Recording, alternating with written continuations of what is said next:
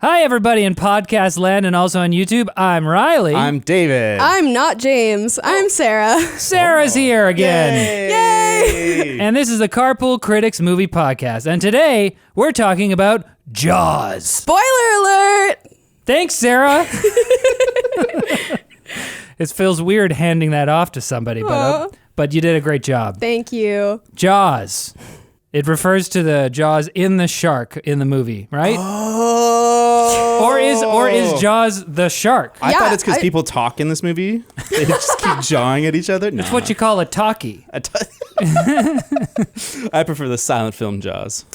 David, Much more thrilling. what did you think of this movie? Jaws changed Hollywood forever in 1975, yet remains ultimately thrilling and shockingly relevant in 2020. 9.2. Whoa! 9.2. Oh, pretty yeah. good. This is the classic of classics. Oh, man. This is going to be interesting. Uh-oh. Oh no. Riley? Wait, should I go first? Or I think Sarah's Yeah, next. Sarah. Okay. Jaws. Who knew sharks could be so explosive? 9.4 out of 10. That was good. That's good. Thanks, guys. That's good because it's actually a slogan. Yeah. It's actually succinct. That'd be great on a poster. I want a Jaws poster with that. Who knew sharks could be so explosive? Okay, here's my slogan. 45 years after its release, 45 years. Wow. Good gravy. The movie that first busted blocks at the box office holds up about as well as a 45-year-old man doing TikTok dances. They're new to him, and learning them was an achievement. But there's better things to watch in 2020. 6.5 out of 10. Riley. But in context, and this is the what did you give it? 9.4. Oh goodness. Okay. I said in context, like in 1975. I don't know. But if I saw this in 1975, I thought maybe I'd give it like a 7.5 out of 10. 7.5. Oh, really? I think it's way better. Well, that's Yeah, solid. me That's like too. a B plus. I think to me, like 7.5 7.6. is like a good Hollywood movie, but this has so much more going on. Like I love that there's like there's strong thematic elements that are underlying everything all the way to the end. That being said, I think the first half is perfect and remains really good today. The second half, which relies on thrills and kind of the horror element of it, is less good. See, that's so funny. I would almost do like a reverse. Interesting. Oh. This is going to be so great. Yeah. But before we get into it, we got to talk about our sponsors. Okay? We're brought to you by Private Internet Access VPN. PIA helps you hide your true IP address so you can bypass geo-restrictions and censorship. You can connect up to 5 devices at once, and it includes an internet kill switch.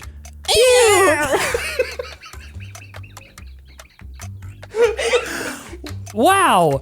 If your VPN gets disconnected involuntarily. PIA has apps for Windows, Mac, Android, iOS, and even a gosh darn Chrome extension. So check it out at lmg.gg/carpoolpia. There were so many ones we could have done. So Oh. slow.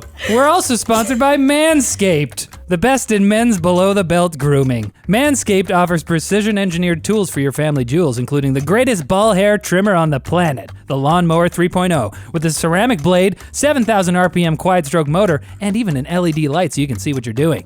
Get 20% off and free shipping with the code CARPOOL at manscaped.com.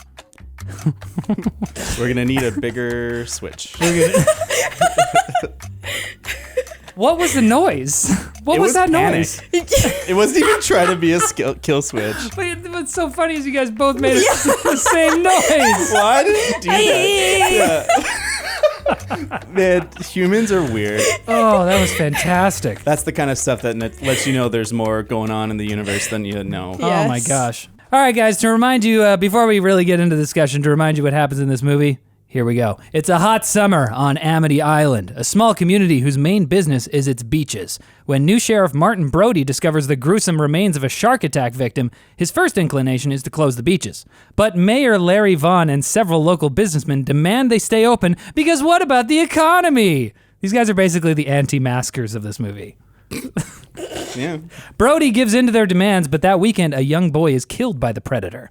Amateur shark hunters catch a tiger shark and celebrate, but Matt Hooper, a shark specialist, notes that its bite radius is too small to be the real Mr. Jaws. A local fisherman with much experience hunting sharks, Quint, offers to hunt down the creature for a hefty fee. Soon Quint, Brody, and Hooper are at sea hunting the great white. After a series of intense skirmishes with the monster, Quint is killed, and Brody manages to blow it up with a well-placed shot to an oxygen canister he threw into the beast's mouth. I guess Spielberg didn't watch that Mythbusters episode, because they said that wouldn't happen. It would happen. It would potentially happen if it was compressed oxygen. But Hooper says specifically it was compressed air. But they did a lot of other things on that Mythbusters that did turn out to be true. Like a shark could break that wooden boat. Yeah. It could pull the buoys under, but it couldn't keep them under. Oh, really? Yeah, it doesn't have enough force to keep it under for any amount of time. See, I think that's so cool. Yeah. Well, I mean, like, obviously the shark in this movie is, like, overpowered compared to regular sharks. Yeah. Yeah, definitely. But I think one of the notes that I wrote that I really like about this movie is I like movies that make the monster, the main antagonist, something that could exist in the real world. Because it would be very easy to make a movie like this and have the shark be like some crazy mutant monster or something. It's like, oh, we're tinkering in the lab and we created the most powerful shark ever. But they say he's a 25-footer in the movie. The biggest shark we've ever found is 20 foot, I think. Okay. So it's a little larger than life. But it's a movie. And it doesn't feel unrealistic. It doesn't feel unbelievable. Right. yeah, Totally. This movie still made people afraid of sharks, afraid to go in the water, afraid to go to beaches. Right. Yeah, the shark population after this movie declined by like 80% over the next 2 decades because people kept killing sharks. What? Yeah, I have the stats somewhere. Wait, really? Yeah, they kill like 86% of tiger sharks and like 60% of bull sharks. I can't remember the exact numbers, but it's a huge drop off in the next couple decades where fishermen would just go to the way to kill sharks. I'd be interested to know whether that was like part of an ongoing trend. Like, maybe. Or was like the movie that point where it's like suddenly everyone's killing sharks. I prefer cherry pick stats that sound more interesting. Yeah. Fair. Yeah. I know that shark fin soup is a delicacy in some places, so that does lead a lot to like a decrease in the numbers. But generally speaking, if we're going from the date that the movie was released and seeing a decline, then it makes sense. Mm-hmm. We're bleeding sharks here. Yeah. Did you know that from the book, when Steven Spielberg read the book, he was rooting for the shark because all the characters suck so much? I don't think that's the case in this movie. I think the characters are pretty good. I think that, like, okay, no, I agree. I think the 3 main characters, the ones that end up on the boat, are the best defined and the most interesting, and their dynamics at play work. Everyone else kind of serves their purpose and then is gone. Yeah. I love Quint.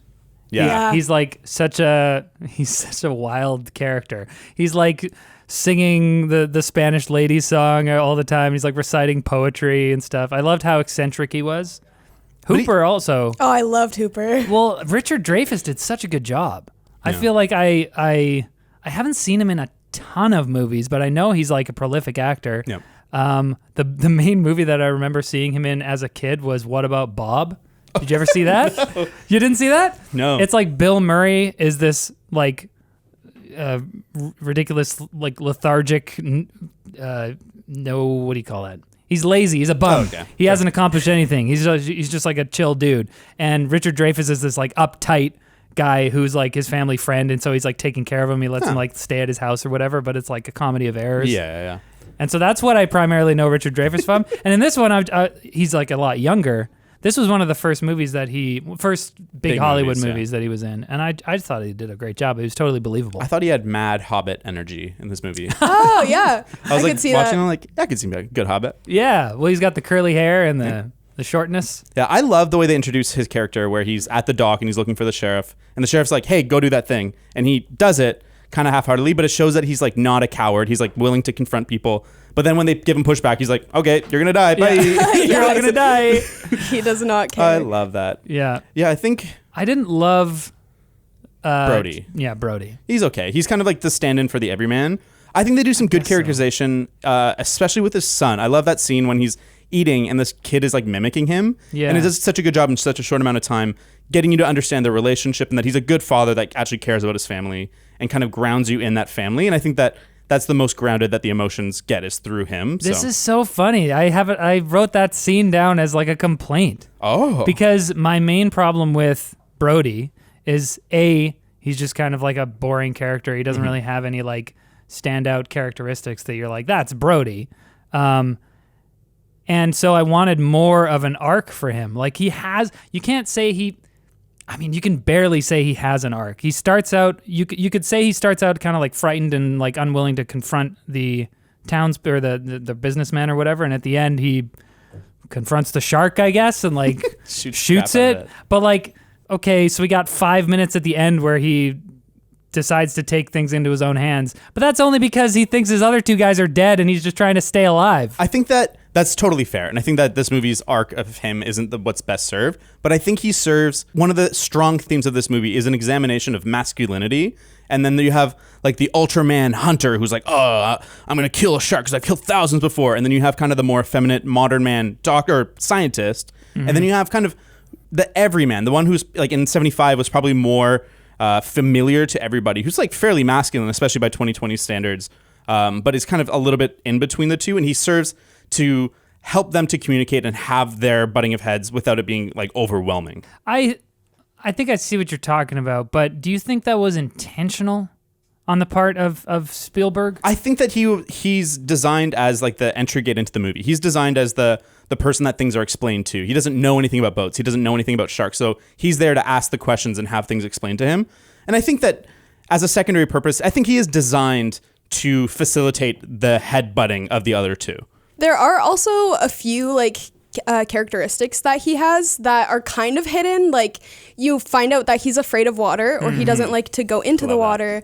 And another thing I noticed quite frequently is that he's an alcoholic. Like almost in every scene in the movie, he's drinking. Even when he's at the dinner table and Hooper brings red wine, he fills his glass almost full with red wine. Yeah, and then you watch him pour like the other two glasses, the one for his wife and the one for Hooper, and it's just like whatever, 6 ounces. That's interesting. I had a different reading of that. To me, I read that more of like he's so fed up with this shark, and he finds out that the shark's still alive, and he's just like, "Oh, kill me."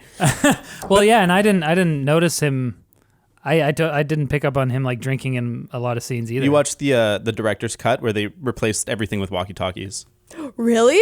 That's ET. That's an ET thing. Oh they my removed all the guns and replaced them with walkie-talkies. Oh, that's amazing. You didn't see? How? If you haven't seen it, I'm sure there's like a supercut somewhere. They just digitally removed all the guns and replaced everything with walkie-talkies. Yeah, decades later. Oh, okay. So not like when the PG. movie came out. No. Oh, okay. And then another thing too with him and his kids, you do see a bit of him like caring about his kids. Even when he first leaves to go look at the body on the beach, he's like, "Oh, be careful on the swings." Or when his kid wants to take the boat out, he's like, "Oh, just go to the pond instead. Like, I'm watching for the shark." Okay, so I see what you're saying there, and I agree that we are shown instances where he's like shown to be a decent dude, but I think what I really wanted there was some sort of like flesh out that relationship or something. Like, okay, we get that the reason why the scene where he's sitting at the table and his kid is like imitating him and stuff bothered me because I was like, this is cool. Maybe this goes somewhere. Maybe he's a distant dad and this is like his kid trying to reach out to him or something. Or like he's got two kids and all we see is them just kind of like yelling at them to like get out of the boat or get in the boat or get out of the water or go do the thing. And I'm like, I would have liked those characters to maybe be fleshed out a little bit. Same thing with the wife too. Totally. Yeah. I think that she's in the movie a decent amount, but like we don't know anything about her other than she's his wife. Yeah, I'd say that's like a general note in the movie is that it's those three characters are well defined and everyone else serves to define those characters. Right. Like the Karen in the town helps to serve Hooper's introduction and like kind of create more. Karen? The Karen, I can't remember her name, but she's like, I have a perspective and I think a lot of people share it. You said yes. You said that slur so fast you just glossed over it. It's not a slur. I was like, is there an actual character named Karen? No. Karen's a slur now. Yeah. Sorry, Karens. Sorry, Karens. Yeah. We love you, real Karens. Yeah, if your name's Karen, sorry. This has happened to you. There's things about those characters that I think are underdeveloped, but I think the movie isn't focused on that. To maybe its detriment, but I think they do enough where like I love the scene when they're like kind of discussing the shark and he sees his kid is on the boat and he's just like sitting on the boat kind of playing make believe and the dad's like, get off the boat, gosh, get off the boat, because he's like, he knows people are dying. The mom's like, cool it, man, like it's all good. And then she looks in the book. And then, like, there's a picture of a shark biting into a boat. And she's like, get off the fucking boat. Yeah. Kills me. Yeah, I mean, I don't know. Like, I think, as you say, I think you can read a lot into this movie because it is one of those, like, early blockbuster movies. It does kind of, like, keep to kind of that archetypal structure of, okay, there's this call to adventure, there's a danger, and then like things progress, and now we have to go out and face it, and it culminates in them actually like slaying the dragon or whatever. So I think that because it has that sort of archetypal structure, you can like put stuff onto it and be like, oh, it represents masculinity, or the lesson is about, you know, duty versus acquiescing to people's demands or whatever. But I didn't really, when I was watching it, I think the reason that I gave it a 6.5 is because none of that stuff really spoke to me. Like I think afterwards I can go back and think about it and be like, oh, I'm going to analyze this and find the meaning.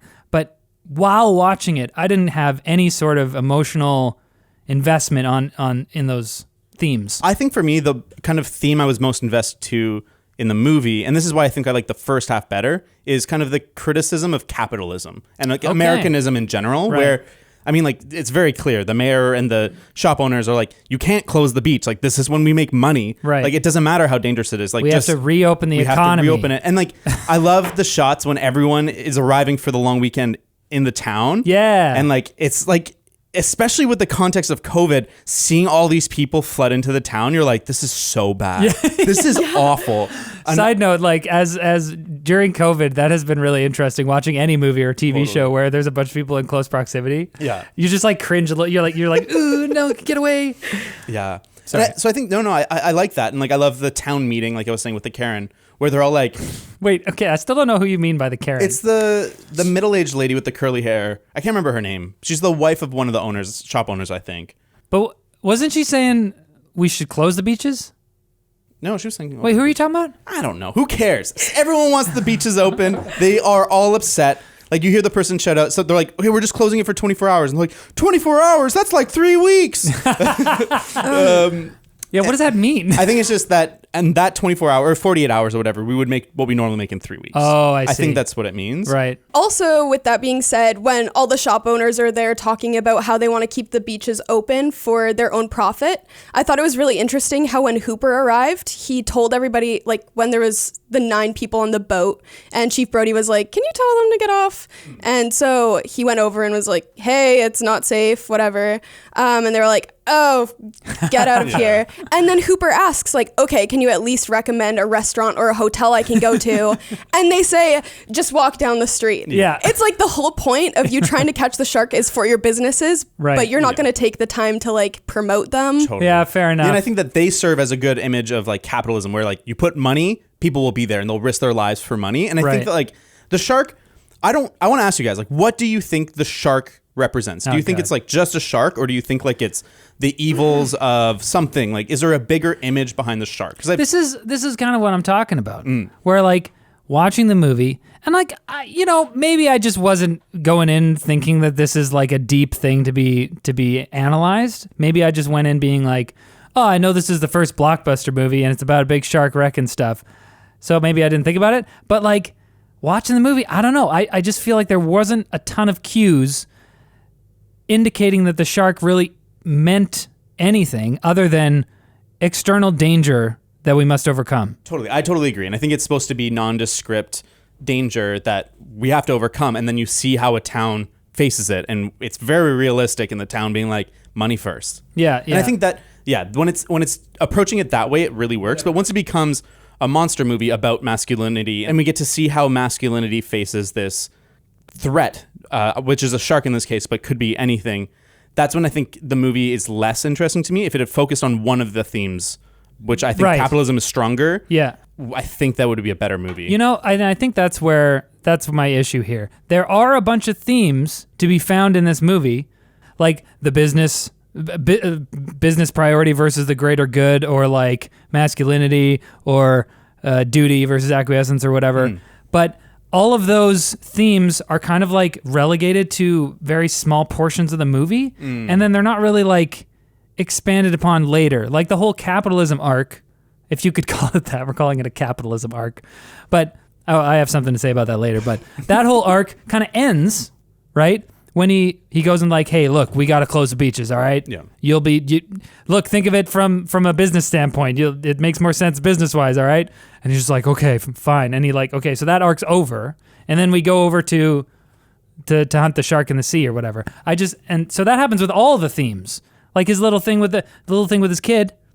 Like, okay, is that something? Is that something to be said about fatherhood, about protecting his own kids? Maybe he's like, he's looking forward to having such a good time in the summer that he doesn't think about how his kids are doing or something. There was so much potential to dive deeper on a number of these topics, but they don't spread out throughout the whole movie. Yeah, I think not every character has to serve a thematic reason. I think his family serves the purpose of grounding him in this town and the danger of it, where it's not just him, and if he's out of the water, it's fine. Yeah. He has stakes that are extensions of him that now can be eliminated. Like when his kid almost gets eaten by the shark, you care a lot more because it's the character you care about, and it's also the character that you care about cares about character. Mm-hmm. I would also like to say that because of like the divide in themes, this movie almost felt like two individual movies to me. Like the first part where they're all facing the shark and the havoc that it's wreaking on the town and the city, and then the second part of the movie where they're on the boat and they're actually hunting the shark. Right. It was cohesive, I would say, but it still felt like two individual movies to me. I wrote down that I thought that was kind of cool. Like, I don't like the fact that the themes are split up, like we've been saying, but once it kind of got out of the town and then they were on the boat heading out, I was kind of like, oh, this is like a voyage. Totally. It's kind of like movie Moby Dick-esque. Yeah, now it's like the crew is going out there on a voyage to slay the monster. I was like, oh, that's kind of cool. Can you imagine spending that much time with those like two other dudes on that small of a boat? Oh man. Kill me. I've gone on sailing trips on like a little sailboat with my three brothers and my dad. Ooh, that's a lot. So, and there were some arguments. One bed. Things came to a head a few times. I can imagine. Cinematography wise, I really loved the shot when they were leaving the dock and it was shot through the jaw of the shark. I was like, that is so smart. Like they're going to get the shark and it's just a slow pan of the boat, and then the boat passes through an open jaws from his house because he has all the jaws in his house. And it's just a great, simple shot. This movie in general is excellent at visual storytelling. You can really see Steven Spielberg coming into his own because he had made two movies before this, Duel, which is pretty good, and another TV movie that I never watched. That might have, I'm not sure whether I missed that shot or whether it wasn't in the version I was watching. Where did you guys watch it? I watched it. It is PG. They just replaced the teeth with walkie-talkies. Wait, where did you guys watch it? Plex, I think. Amazon Prime. Oh. Wait, it was on Amazon Prime? Yep, free. Oh, dang it. Bobby. Did you pay for it? I got it on Google Play. I have Amazon Prime. It's okay. This movie does a lot of visual storytelling. It's not the first use of the vertigo shot. The first use of the vertigo shot is from Vertigo, where it's a shot of the stairs and then it pulls the camera, it zooms out and pushes forward so that it makes the stairs look bigger without changing the perspective or like changing the angle. AKA zoom dolly. Exactly. Yeah. And that's happened since, like in movies like Jules and Jim's or Marnie or Le Samurai, like French films are kind of more smaller films, but they actually didn't really serve the same purpose that they do in this movie of this like immense realization when it's the shot of Hooper on the beach. Do you think that's why he's called Hopper in Stranger Things? You mean Chief What? Brody? Brody, oh yeah. Hooper. Sorry, David. The Chief of Police is called Hooper in this movie. Do you think that's why the Chief of Police is called Hopper in Stranger Things? They're completely unrelated. I don't know. Oh yeah. Anyway, well, no, they're unrelated. It's so Spielberg. Yes. Yeah, Anyways, I guess so, yeah. But I love the way they use in this movie to make it like a realization where it just stretches out the space and it makes like that close up on him so much more powerful. And that's now a shot that's been replicated for that purpose, right, hundreds of times since. And like, there's so many other good examples. Like when you're in the ocean, you never see the land. It's very particular. They built the house what's his name? Brody? Hopper. Brody. Chief Brody.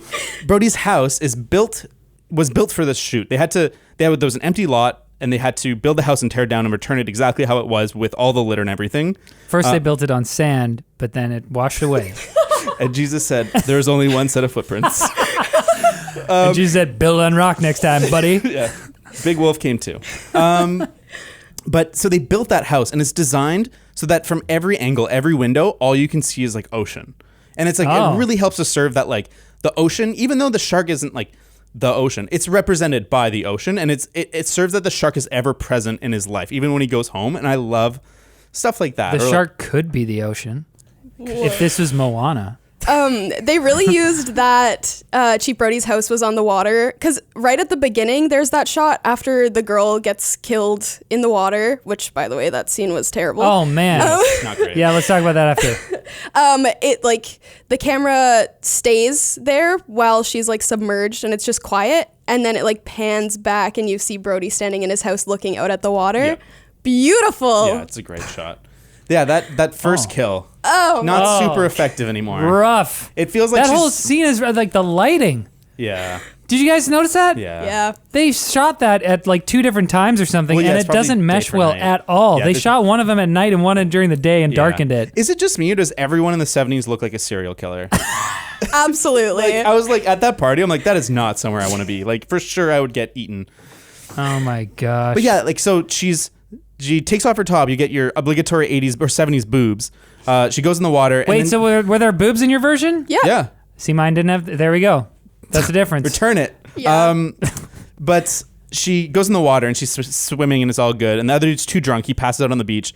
And the way she gets like yanked side to side, I think Yeah. that's effective. But she doesn't look like she's in pain, really. Like, what's the shark doing? Oh, really? Is it like shoving her around? Like, I don't think a shark would be like, I don't know. It just seems You so... didn't think it looked like she was in pain? No, Because it I felt- wrote down, I was like, ooh, this is rough. Because she's just screaming the whole time. Yeah, I don't know. Something about it doesn't quite connect for me where I'm like, and maybe it's just because I'm watching it critically, but it didn't feel like there was a shark chomping at Oh, her or no. ripping her around. No, It for was sure. like, okay, like they had to build up the tension by having her yank, scream, Right. and eventually she gets chomped, but I think that, oh, good. It was just so bad. Like watching it, I'm like, is there a shark here, or is she just like attached to a thing that's like moving her back Well, and yeah, forth? You know, Definitely that for one. people who gave this movie over 9, you guys are coming up with a lot of reasons not to like it. It was a good movie. it's a great movie. And I like, think it's a good movie too. But I think I was going to say about that initial scene, I knew that like, that's not what sharks do. Like they don't grab you and then like drag you around in a circle or something, you know? It's Yeah. like they'll like drag you under or take a bite and swim away. But like I just seeing her, I don't know, I think she did a great job, the actress. Oh, for sure. Because I was like, I was just like, no, your leg is being eaten alive. I think there's more effective shark kills. Like the one where the kid gets bit and the blood's just pouring out. I don't Yeah. know if you might not have seen that version. You need to watch the like Yeah. dark Wait. version. No, when the kid gets, And like so it's like a young kid, probably like 10 or something. I see there's a bunch And of then blood. there's a that bunch comes of out. blood. Yeah. That one, I was like, whoa, that's scary. Or I think the The best. kid, even especially because it's a kid. Totally, it's I wrote down. awful. I'm like, no, not the kids. Yeah, it's funny. It's funny how kids kids make more sense. But And the dog. The dog, yeah. I was gonna say that. You don't even see the dog go missing. You just Yeah. see the stick and the Yeah. guy calling for him. They And, like, show the guy playing with the dog, and I'm Totally. like, I wrote down, I'm like, they're not gonna kill this dog. They No way. Didn't show it, thank goodness. Yeah. But I think the best moment of the shark in the entire movie is when it's what's the sheriff's name again? Brody. When it's when it's Brody's kid on the sailboat with his friends, and then the random dude sails up and he's like, "Get away, get away!" And then the boat flips over, and it's an overhead shot with the overturned boat, and you see the shark under the water, but it's an Yeah. overhead shot. That was so effective because like that's that scary. shark isn't that convincing when you see it in close up. It's like pretty good, Right. But when it's under the water, oh man, that shot, I was like, "Ooh, that's a real It shark." just plays on. You know, I never even saw this movie as a kid, but every time I jumped into like an open body of water, Oh. I would immediately just like look down and just be like, totally. okay, don't look down, don't look down. Like I'd have to like look up, or else I would just get freaked out. Yeah, I wonder how much cumulative trauma Steven Spielberg has created because of this movie. No one knew about shark attacks before Jaws. There was none. There was none. With the kid dying in the water as well, the part that really got me was when the float came up on shore and the mom saw it, and then you just hear in her voice like the sadness. I was like, I might actually cry, and I don't cry at movies, but this Man. this might get me. Totally. And I think that does a good job, this movie, of not just being shocking, where it's like, I think a lot of horror movies would just kill the people and you'd be like, oh, dang. This movie does a really good job of kind of like bringing you through a range of emotions that are all escalating towards this one goal. Yeah. And sometimes paying it off where people will die or you'll see the attack and sometimes not. And I think that it does such a good job like directing your feeling. And that's what I think it nails more than anything. Even during the beginning of that, they show different characters going into the water. Right. And as the viewer, you're like, which one is going to get eaten? Because you know somebody's going to get munched. Yeah, I don't know. I mean, I get what you're saying, but I think that sort of like bringing you on the journey, like making you feel these emotions, I didn't feel it so much because maybe I was confused about what kind of movie this was going in. Like, I went in thinking this was like a slasher, thriller, horror thing, but only the first girl dies, the kid dies, the dog dies, and that's it. Oh no, and then the other guy dies in the pool, and then Quint dies. Yep. But I expected those last two were almost like tangential. Like Quint dying is obviously a big thing, but like I expected there to be more kind of like, I don't know, people dying every 3 seconds or something. That's what I was expecting. And then the movie just kind of goes from that into like an action adventure and then a nautical voyage. And it's like, I don't know. I just didn't know how to feel. That's fair. And like, it's hard to like categorize this movie into a genre. Like probably primarily is horror, but it's not like, it I don't even think I would call it horror primarily. Because it's adventure. Yeah. Yeah, I don't know. And that's something I kind of like about it is that even though it's the defining blockbuster, it's the first like movie to make up past $100 million in movie studio or theater rentals, it is not what we have all the time today. Like if Jaws came out today, it'd still be a cool movie, like different from every other Hollywood movie that we're getting. I want to go back to cinematography for a quick second because we were talking about that beach scene. We didn't mention all those wipes. There's like a couple minutes where it's just there's a cut hidden by wipes of people walking across the camera lens every like 2 seconds. It's like back to the shore, to the beach, to the shore, to the beach. And I was like, whoa, this is like really effective because I feel like people who aren't like looking for that maybe wouldn't see that, and that would kind of create that sort of feeling of suspense in them. Oh, totally. But that scene for me is the height of the cinematography in this movie. Because they got those wipes, they got the dolly zoom, they got the the pandemonium of all the crazy people like coming back from the beach, and that's brilliant. It really brings you into the moment there. But other than that, I feel like I wasn't blown away by the cinematography. I think Steven Spielberg movies aren't generally defined by their cinematography. Like I've heard him described as an invisible filmmaker, and that's a skill, is that he's leading you and he's directing your eye without making it known that he's doing that. And I'd say that Jaws is an example of that, where he's not trying to be like, hey, look at the cinematography, but he's choosing very effective shots and moments and feelings. Like, for example, like I always criticize blocking in bad movies. There's one moment of blocking in this movie that I think is brilliant beyond anything I've seen in a long time. And it's a scene when the mayor and the other business people approach Brody. Yes. Got the name right. So he's about to step on the ferry, and then they all rush him. And so you get this immediate feeling of like, okay, they're on him. And then the door closes behind him, and the boat starts moving. And you get this insane sense of like, they're really cornering him. Right. And it's totally such a brilliant use of like the setting where there would be fairies, but also like just choosing to have him backed against the rail with them speaking at him, with the framing the way it is, where he's totally cornered. And like he does stuff like that where you're not like, oh, sweet, that's like a 3-minute long like Steadicam shot, but he very intentionally chose that to give you a specific feeling and to lead you into accentuating what they're saying. No, that's very effective. I think you're right. I think I didn't notice the shot so much in that moment, but I do remember thinking in that moment, oh man, they got him cornered. Exactly. So it was very effective, clearly. Totally. Do you guys think that, I mean, you say that Spielberg was like very intentional with all his shots and stuff, but I think one of the things I thought I noticed about this movie was how kind of, I don't know, it seemed kind of haphazard, some of the choices, where he would just kind of cut to like random people doing something, and there seemed to be a lot of moments in the movie where we just felt like embedded in this scene that was happening, and it wasn't really like, I didn't really feel like I was being taken on this like very specific emotional roller or track that the director wanted me to be taken on. Like, especially on the boat, I feel like I noticed that a lot when they're on the Orca. Yeah, there's just a lot of shots just like that go on kind of long too, where like the maybe the actors end up kind of improving, like it seems like they're ad-libbing a bit, and it's just like a long shot. There's a lot of like making it work, because they actually went to real water. They didn't shoot this in a studio like most movies would have done, and that's one of like the breakthrough things that they did in this movie, is they invested the time and money into actually shooting on a location.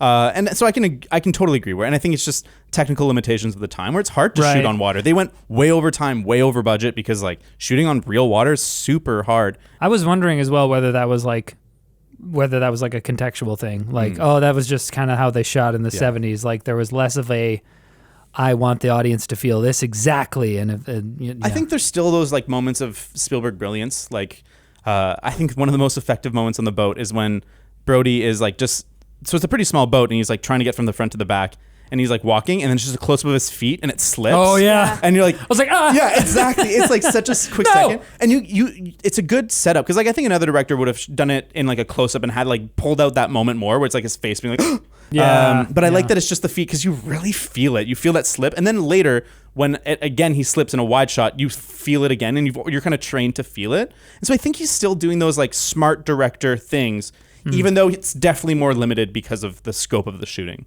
That's one thing I really love about Spielberg, and things that I've noticed in his movies is that he very much bases his cinematography around the plot, less so than trying to make it look good. Also, with scenes being carried out, in the beginning, I would say a lot of scenes that felt longer were to help you anticipate something bad happening. But on the boat, I definitely felt that there were scenes that were too long. Yeah. So, Because it was so confused. The tone was so confusing to me in that last act. yeah. Because like the shark attacks, and then you think they're in dire straits, and then the shark goes away, and he's away for a while, and they don't even seem that scared, really. They're just kind of like, oh, where is he? Oh, he's over there now. Yeah. And then he comes back and like, damages the boat, and it's like starting to leak, and they're like, oh no. But then they're just kind of like, oh, well, we're gonna get the shark eventually. Like, I think if, are you in dire straits or not? if you were to remake this movie in 2020, which they should not do, but I think what you would do is you would have Gosh, can you imagine? Stop. you would have like multiple boats go out, and then the shark is picking them off, and like that's the escalation. Whereas Right. this, I think I think this is a better story, but I think for the thrill of it, to have that visual of these boats going down and people dying would have helped to like raise the escalation. And then you have a mega giant dinosaur shark come and eat the little shark, and then you really raise the scales. I have a question. Okay. So, at the end, when Quint is driving the boat full force and he burns out the bearings and something explodes in the bottom and he comes back up, I know he mentioned during his speech on the boat about his past life in the army, he says he'll never wear a life jacket again, which we can talk about later. Yeah, I but wanna talk about it. he grabs life jackets for the other two and comes back up, and the boat kind of looks like it's sinking a bit.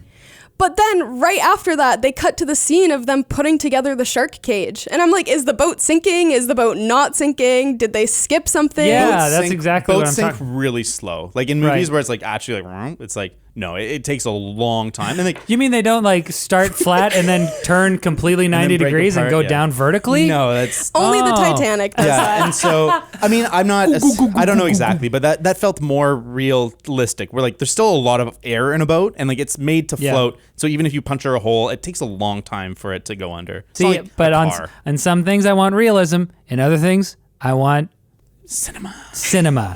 Because I said I was annoyed by the fact that like if he shot that oxygen canister, it probably wouldn't explode. But this is, I feel like the boat sinking so slowly just really undercut the suspense of the whole act, really. Like things like that. Not, I mean, the boat wasn't sinking the entire time, but like things like that, where I'm just kind of like, what is the urgency here? It seems like they're chill.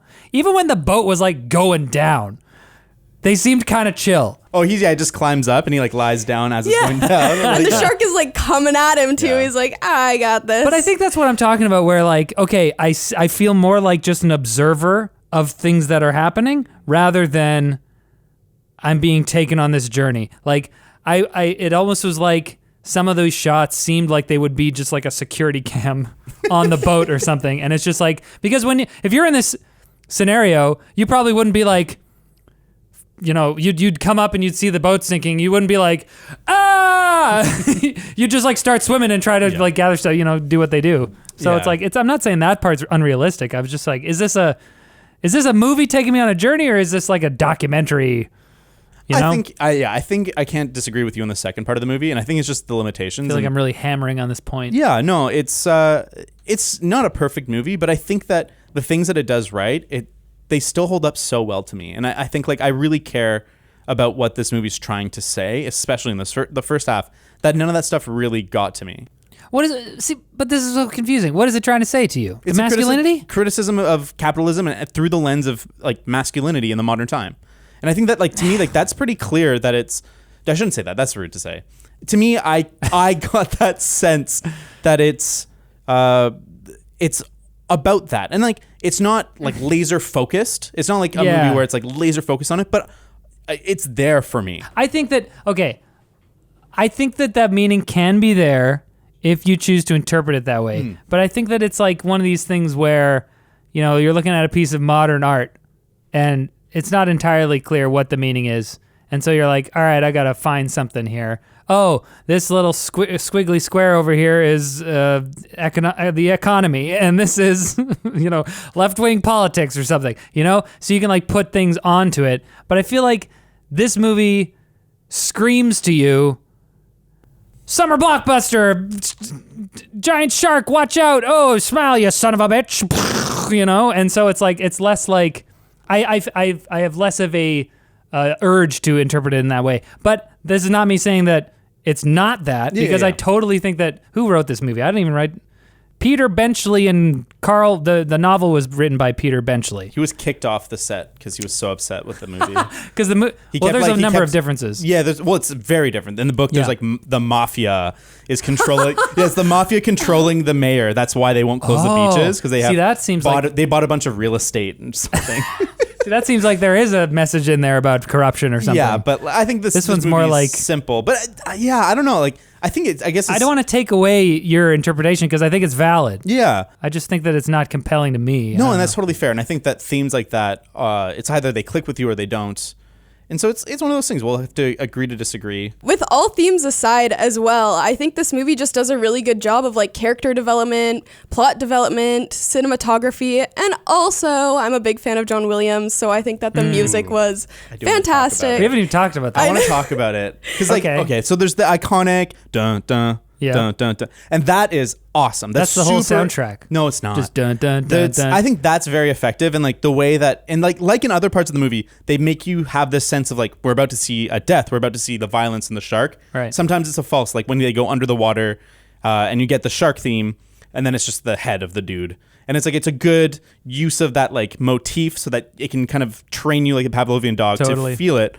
But then there is the going to adventure themes. Yes. That is like kind of weird and dated, and it doesn't feel like it fits the tone of the movie. Like I already praised the moment when everyone's pouring into the town, but the music that's playing over it, I think, is the wrong choice. I think that it's like a very happy, like, we're having a good time, but it's like, I think there should be an edge of menace. Yeah, that was so confusing to me, especially because they cut between the shots of everyone streaming into the town and them on the phone trying to like get resources or whatever, figure stuff out. Like, oh, this is frantic. We're trying to stop this horrible disaster from happening. Totally. And the music is like, totally.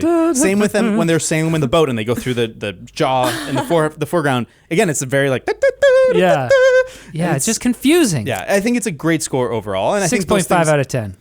Nah, it's a little low. I don't see this movie as a thriller personally. Like when I watched it, I'm like, this is an adventure movie. It's kind of like Indiana Jones-esque almost for me. So with less Nazis. Exactly. The shark is a Nazi. The shark is Nazis. It is time for lunch. Sorry. It's okay. And also, I think that the Jaws theme song, which isn't the other one, throughout the movie, I think they use the same like song, but it's just catered to whatever the scene is. So I don't know if that might have something to do with it all feeling adventure-y, because it's the same like undertone.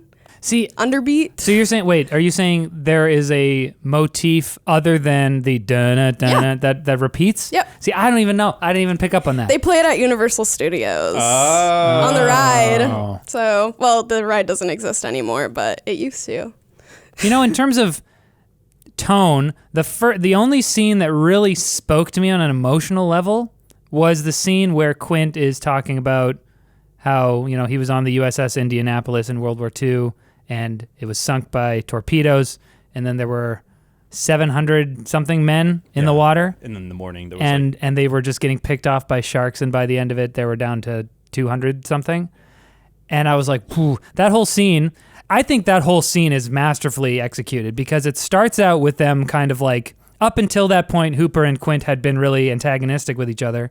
And that is the scene where they start kind of comparing scars, and they start talking about stories and what happened to them and stuff. And then it culminates in this scene of Quint telling us this like harrowing, traumatic story, which I think like that's why I thought one of the other themes in this movie could have been trauma, because Quint went through this horrible stuff, and so did Brody. I mean, I don't know if he went through trauma, but for some reason he's afraid of water. And so it culminates in that story, which is like, it really spoke to me. I was like, whoa, like hundreds and hundreds of guys stuck in the water for days, slowly being picked off by sharks. When you just like touch the dude next to you and he just has no legs anymore, and you're like, ooh. I was just like, oh my gosh, can you imagine? And that I was like in that scene, and then they start singing, and the attack of the shark interrupts it. That was the one part of the movie where I was like, I'm in this. If I was maybe more emotionally involved in the rest of this of the movie, maybe I'd be crying now. I don't know. That's fair. That scene's funny.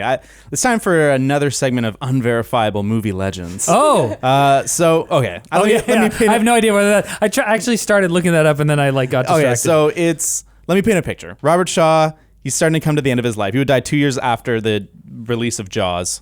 He's a heavy, heavy drinker at this point in his life. He's an alcoholic, and everyone on set said he was a miserable piece of shit to work with. When he was drunk, when he was sober, he was a lovely gentleman. Oh. And so for this scene, because they're all drinking together, he decided it's a good time to get real drunk.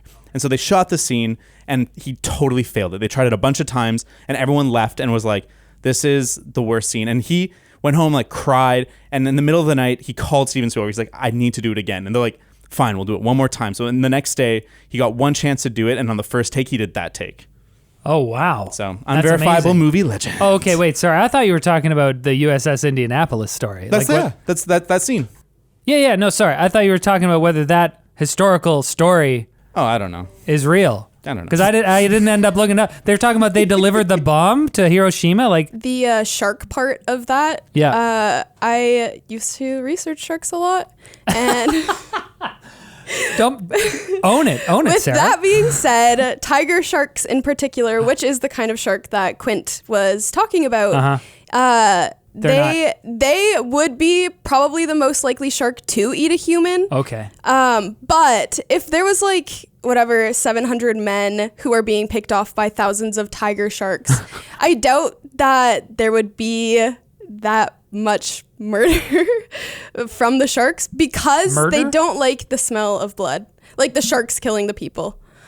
There wouldn't be as many people There wouldn't dying. be a feast. Yeah, there wouldn't be as many people. I found out. They don't like the smell of blood. They don't like the smell So of this is a human true blood. story. They delivered a nuke, and on their way back, they were hit by Japanese torpedoes. 1,190. Wait, aircraft carrier? It was Must have been if the planes took off. Okay. No. Okay, it doesn't matter. But the ship was hit by Japanese torpedo and sunk. Original 1,196 man crew. At the end of the day, after all the sharks had attacked, only 317 remain. Oof. Oh, wow. So there's some of them aren't from shark deaths. The shark deaths are apparently a few dozen to 150. The rest are probably from the torpedoes. The rest and the were sinking. manta rays. There was a nasty manta ray bite. Yeah.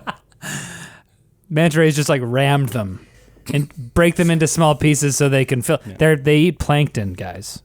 Do you know about manta rays? Not much. A little bit. I would love. Well, they don't have Stingers. That's stingrays. Yeah, but Right? manta rays are huge and they feed on plankton like whales. Oh, that's so Cute. So maybe they could like pulverize the sailors to bits and then kind of filter feed them through the. Well, that's the only way I can think. They're so sharp they would just slice them in half. Fit their wings. Yeah. I would love to see a horror movie like a Jaws analog, but about like a bladed mutant manta ray with frickin' laser beams on its head. Heck yeah, I'm in. The sea flap. That's what they call it. C flap. So I think the effects in this movie are pretty good. There's like a couple moments of bad sharks, but there's two moments that I think are particularly bad. And the one is the autopsy, the fake arm that he picks up. Oh yeah? I think that one, it's like clearly a rubber arm. And apparently they were going to use that in the first scene when the girl's been disfigured, and it's just that. But Steven Spielberg thought it was so bad that he actually buried a crew member in the sand and had her real arm stick out. Oh, really? That's why that looks way better than the second time. Oh, interesting. But the other one is when the tiger shark is hanging, and it's one you think is originally Jaws. The way, and it's kind of like a weird angle. Right. And there was a shot of its eye that looked super fake, and I was like, that's a terrible fake shark. And I found out it's a real shark. They shipped it from Mexico to be wow. on set. And apparently Sharks it was don't look like far that. enough into decomposition that all its organs got detached and then slid into basically where its mouth was, so it just geez. stank like decomposition. Oh wow! I was gonna because I thought that shark looked really good. I was like, whoa. You have better eye than me, apparently. I was like, that eye is so fake. Whatever, man. I could make a better tiger shark than that. Yeah. The head in the boat. What did you guys think about that special effect? That was like a legitimate jump scare for me. Wait. Oh, underwater? Yeah. Oh, When the head came out and it had one missing eyeball. Well, I don't know how to judge that because apparently, human bodies can look really freaking weird when they are like swell up with water like that, and when they're corpses. So I don't know. I was like, I'm not gonna And like. it's pretty quick too. But it's a great moment. Oh, I was like, Yeah. I definitely jump scared. I jump scared. I jump scared. What about you, David? Did you jump scare? I definitely jump scared. I mean, I've seen this movie enough that I know what's coming, but it's still like Wait, how many times have you seen this movie? 5-6 times.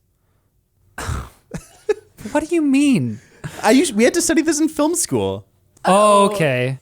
5 times. Yeah, probably. Like, See, once, this is the type of movie that I would never bother seeing if we didn't do it for the podcast. Really? Yeah, and maybe that's why my score's so low, because I'm like, I had to watch Jaws. I was like, we suggested it, and I was kind of like, all right, this sounds interesting. It's a classic. I should probably educate myself, and that's why I said yes, really. But I wasn't like stoked. Were you stoked to see this the first time you saw it? No, it actually grew on me. The more I watched it, the more I appreciated those like little details that we've kind of touched on. So that makes a lot more sense why you're like, this is what the movie's about. It makes complete sense. This is the thematic story there. Yeah. Because you've had time to digest it. 100%. If it was the first time, and I think that for me, that's maybe why it actually works, is that the first time you watch it, especially in 1975, it would be just such a rush. You'd be like, holy crap, shark, people dying everywhere. So much so that people went out and killed sharks. Yeah, exactly. And then there's also, like, compared to most blockbusters today, there's a lot more substance there. And I think, like, you're not wrong in saying that, like, they could have done a better job presenting those themes. But the fact that they're there compared to, like, Captain Marvel or, like, Justice League or whatever. You're like, saying that because you think Captain Marvel's the worst MCU? I wouldn't say it's the worst, but it's in the bottom. Okay, I haven't seen it. So. It's not good. All right. But, like, just, I don't know. What's, like, the most Hollywoody blockbuster? Furious 13. Fast and Furious 13. Yeah, like, I guess so. When you compare Jaws to that, there's so much more to digest in Jaws compared to that kind of movie. Is there? Absolutely. Fast and Furious is about family. It's about family. I haven't seen a single Fast and Furious You're movie. missing out, man. They're great. They're not. They're fine. They're fine. No, I get what you're saying. Like, this definitely, yeah. I mean, I can imagine going to see this in the... Well, this is the thing. I wasn't alive in 1975. I don't have context for what else was kind of around at that time, although I know the first Star Wars came out 2 years later. But I've heard that this is one of the first movies where people went in, they were like, what? I didn't know movies could be this. Well, yeah, this was like the kind of movie that transitioned us out of the new Hollywood era, which is probably one like Hollywood and American popular films were at their best. It's like Godfather, Taxi Driver, like films that are like amazing films that we still appreciate today. And this was kind of the start into blockbuster, because you're right, like the next big blockbuster was Star Wars, which is fine, but that's moving us towards our Captain Marvels. Right. And this feels Space. like space. Yeah. Final Frontier. This feels like it's a good middle ground where it's getting some of the good elements of New Hollywood and some of the elements of blockbuster and putting them together. And that's what I think, in conclusion to my video essay.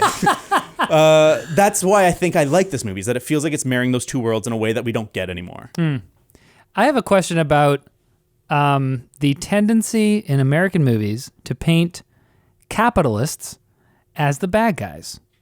This is very confusing to me because, okay, clearly this guy who is driven more by profit motive than by, the concern for his fellow man, he's clearly the bad guy. And this is a very common thing in American movies, especially blockbusters.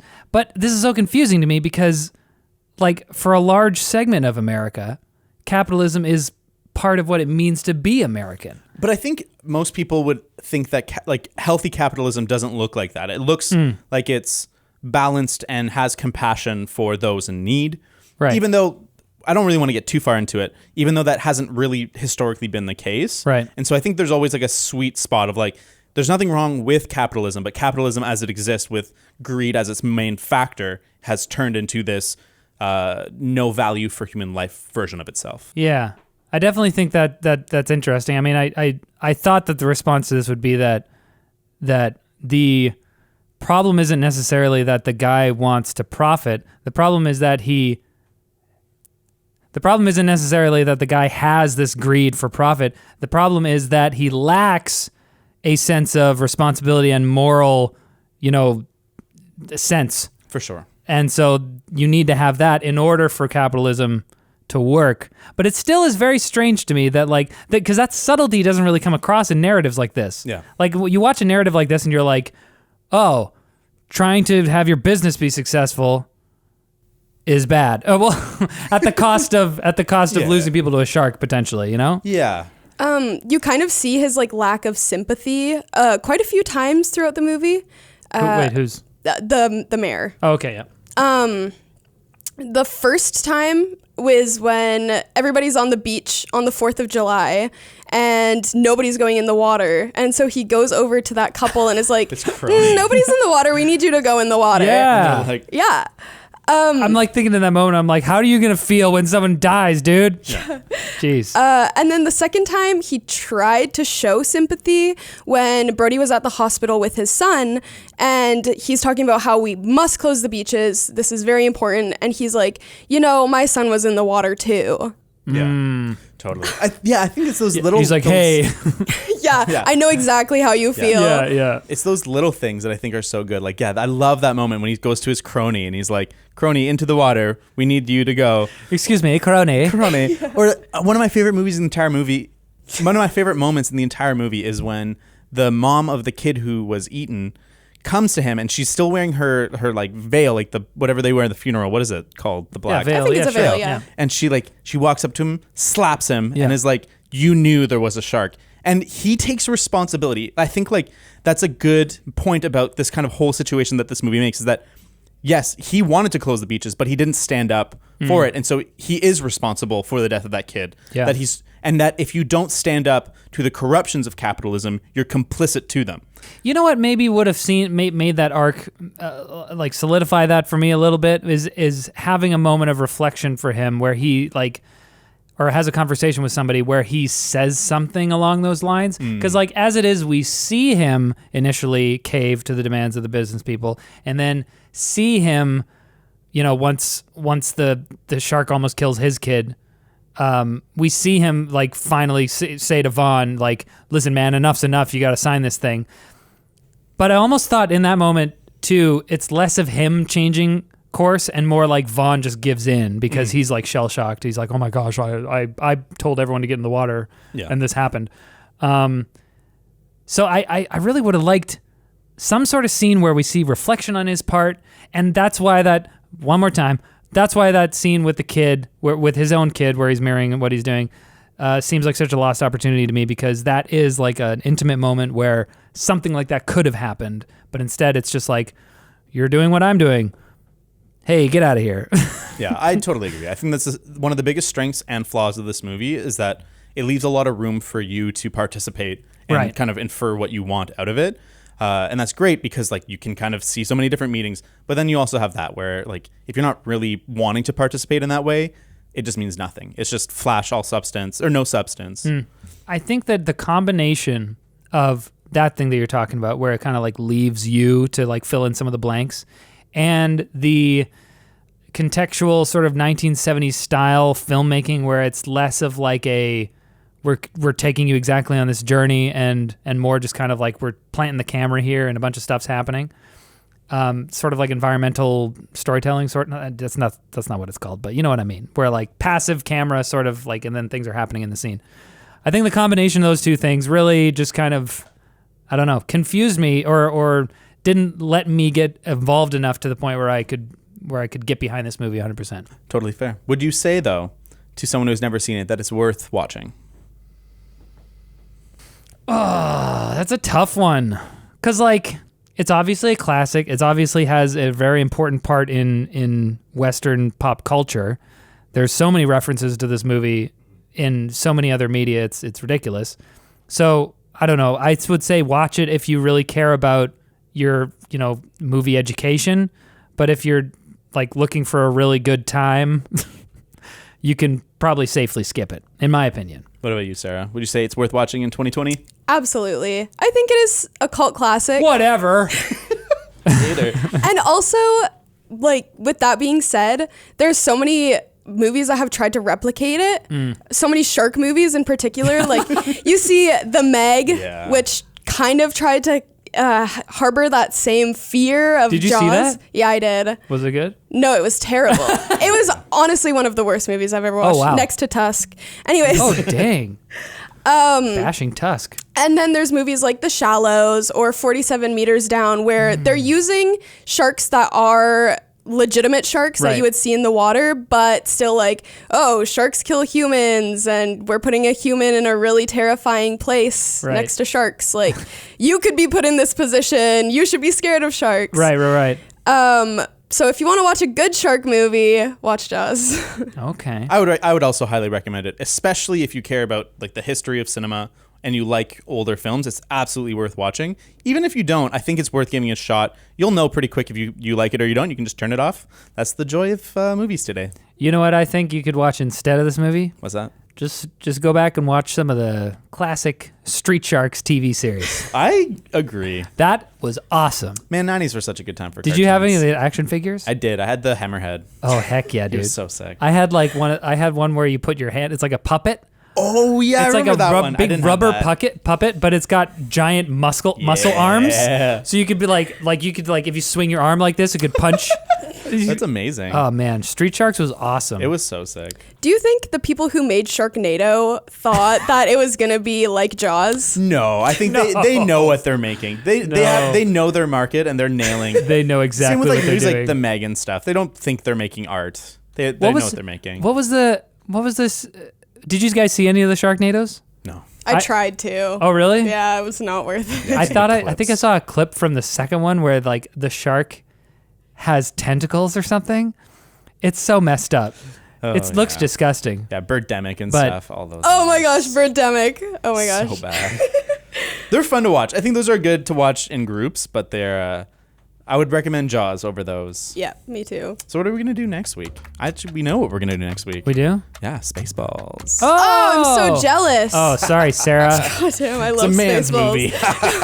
Spaceballs. I see your Schwartz. Yeah. It's as big as mine. Spaceballs, the lunchbox. Spaceballs, the flamethrower. I'm excited for that. I'm so excited. Hey, Well, you're like a Star Wars fan, right? I am. I've seen Spaceballs a number of times, Yeah. but yeah, it's not. I guess I do appreciate it because of the. We'll save it for next week. Oh, that's content for the That's content. podcast. Hey, if you want to pick up on all that juicy, sweet, good content, you know how it is. Then subscribe to this podcast. Follow us on Twitter. What does James usually say? I don't know what the normal things are. Follow us on Twitter. Leave a review. Yeah, why not? Give us a like. Yeah. Tell at least 3 friends That you love them. Email that you love them. Email your aunt right now that you haven't talked to in a couple months. Say, I really miss you. I wish we could talk more. Thank you. Yes, and I'm sorry I didn't call up more often. Yeah, exactly. Your grandma, too. Call your grandma. Thank you for the fruit basket. All right, guys. Love you so much. Thank you so much. We'll see ya in the next one.